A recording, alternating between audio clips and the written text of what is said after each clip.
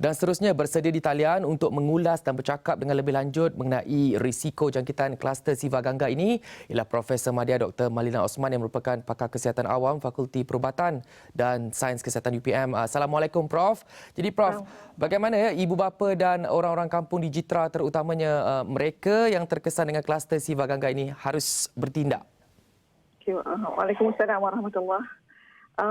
Berikutan dengan kluster baru yang sedang berlaku ya di daerah yang berkenaan, apa yang perlu sekarang ialah mereka yang terlibat ya, termasuk ibu bapa dan juga ahli komuniti untuk sentiasa patuh dengan arahan-arahan yang diberikan dari masa ke semasa. Saya difahamkan selain daripada sekolah ditutup, mereka juga perlu menjalani saringan di pusat-pusat saringan yang telah ditetapkan, dan perkara ini perlu dilakukan dalam tempoh yang disarankan. Di samping itu juga tindakan-tindakan dalam konteks pencegahan ya, iaitu memakai mask, menjaga kebersihan tangan dan juga mengelakkan kesesakan yang tidak perlu ya, perlu juga dilaksanakan.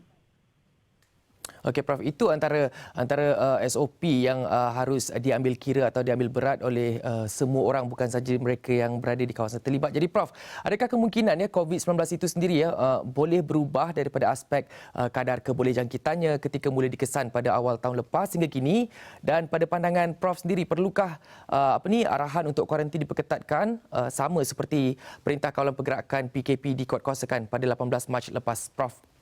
Ya, kalau kita tengok dari segi pola jangkitan pada awal dulu, yang kita saksikan ialah kadar kebolehjangkitan tu sama, itu dia agak tinggi, mudah berjangkit dari seorang ke seorang yang lain. Bagaimanapun kita lihat pola dari segi keadaan klinikal tidak begitu agresif ataupun serius seperti mana dilakukan pada awal tahun ya, pada Februari, Mac, April lalu. Bagaimanapun bilangan yang mendapat jangkitan ini memang betul kita sebut mudah menyebarkan pada individu-individu lain lah.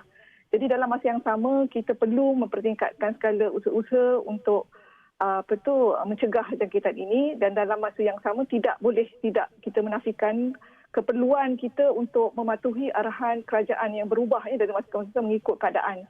Saya bagi contoh mengenai home quarantine pada satu masa dulu kita dibenarkan untuk home quarantine, pada masa ini tidak lagi, dan tindakan itu saya rasa bertepatan dengan perkembangan terkini disebabkan ada di kalangan kita yang tidak patuh kepada arahan kuarantin tersebut dan menyebabkan berlakunya penularan di peringkat masyarakat. Jadi kluster Siva Gangga ni kalau kita analisakan secara terperinci, ini adalah contoh klasik ya, yang mana apabila sesuatu SOP itu tidak dipatuhi, maka berlakulah ya cetusan kes-kes dan kluster baru di masyarakat, dalam peringkat masyarakat, dan impaknya agak membimbangkan sekiranya langkah-langkah segera tidak dilakukan. Jadi kita perlu mengambil langkah berjaga-jaga dan tidak sekali-kali merasa tidak apa bila melihat kes agak berkurangan dan sebagainya. Dalam setiap masa, masing-masing perlu memainkan peranan dalam mencegah pendapatan wabak. Okey Prof.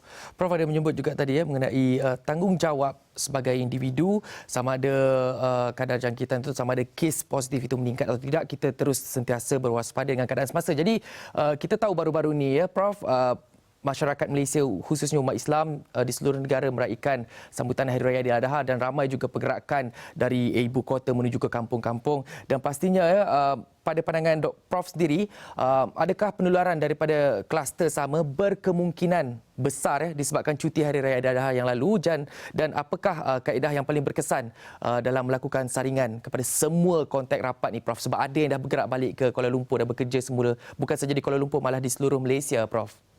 Ya. Dengan adanya kluster Siva Gangga ni dan juga baru-baru ini kita meraihkan Hari Raya Aidiladha, saya mencadangkan pada mereka yang mempunyai kontak dengan individu-individu yang berada di kawasan berkenaan untuk mengambil langkah berjaga-jaga ya. Sebaik-baiknya kuarantinkan diri masing-masing untuk tempoh tertentu, dan saya galakkan untuk melakukan saringan jika ada pendedahan kepada individu di tempat yang berkenaan. Saya jangkakan risiko jangkitan dari kawasan tersebut wujud dan mungkin juga boleh mencetuskan kluster di tempat lain jika langkah berjaga-jaga tidak diambil berat. Pada masa ini bagi saya setiap individu perlu memainkan peranan dalam memastikan keadaan ini dapat dibendung supaya tidak ada lagi kluster-kluster yang serpu ini berlaku sehingga menyebabkan berlaku kesan kepada sistem perkhidmatan kesihatan kita. Dan saya ingin memberikan komen sedikit tentang sekolah ya. Anak-anak kita baru memulakan sekolah bulan lepas ya. Dan saya rasa mereka agak terkesan. Dan pada pendapat saya guru-guru perlu meneruskan usaha untuk membuat pembelajaran secara online walaupun kadang-kadang anak-anak masih boleh belajar seperti biasa, tapi ini dapat diteruskan sekiranya berlaku kluster yang tidak dijangka seperti yang berlaku di Kedah sekarang. Okey. Baiklah, itu dia tadi Profesor Madya Dr. Malina Osman yang merupakan pakar kesihatan awam Fakulti Perubatan dan Sains Kesihatan UPM. Terima kasih sekali lagi Prof.